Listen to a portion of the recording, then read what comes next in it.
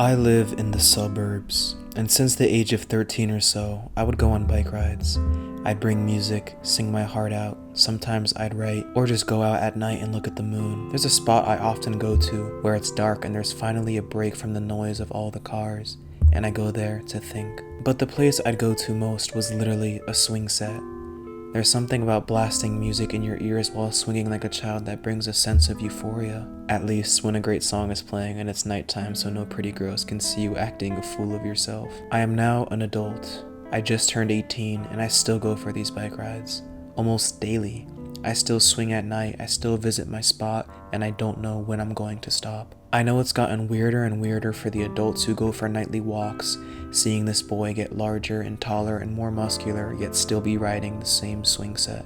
But to me, I haven't grown up. I'm that same 13-year-old kid with essentially the same heart, still yearning for love and still wanting to sing stupid songs about love. But it's usually more me practicing my death metal vocals now. I don't know if I'm going to be staying at home for a few years after high school ends. To be 17 years old and swinging on a swing set is one thing, but to be 21 years old, legally being able to drink and yet not having anything better to do than to listen to Deftones and ride a bike is another. It's cheaper than therapy, I guess, but maybe I need to grow up. Adults don't do this shit. Luckily, there is a man who skateboards in my neighborhood every day. He looks like he's at least 28. He dresses like a skater with the classic baggy jeans and oversized t-shirt look. He has a beard and he brings headphones just like I do. I've noticed him for at least a year now. I haven't thought about him much. I've tried making eye contact with him, giving a friendly wave several times, but he's not noticing me at all. Just skating, listening to whatever music he's playing, totally in his own world. But today I saw him skate by, like he always does. And I realized that I don't have to grow up yet. There's no law or unspoken rule that states that once you're 18, let alone 28, you can't do the dumb things you used to enjoy as a little kid. And we've never talked before, but thank you, random skater man, for teaching me that this part of me from adolescence, a bike, headphones, and a swing set, doesn't have to ever go away. And I don't think it ever will.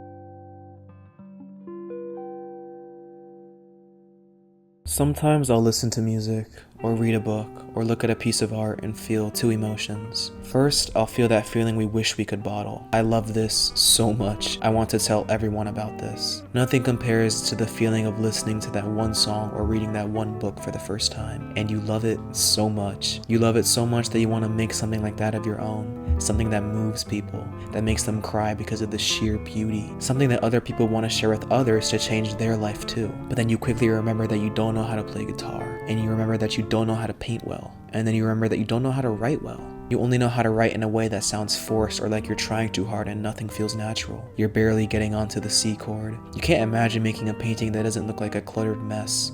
Because everyone that has made a piece of art that moves your soul that you want to share with the world has only been able to do that out of talent and being born that way. And you'll tell yourself that and end up doing something with your life that was never what your soul wanted to do in the first place. Those that did what their soul yearned for only achieved success because they were lucky anyway. And you'll tell yourself this, but every time you listen to music or read or look at something you love, in the back of your mind you can't enjoy the art like other people enjoy it, because a small part of your mind still wants to be that person who made that incredible piece. A Franz Liszt or a Roger Waters or a Kevin Parker. So now art isn't as enjoyable as it used to be.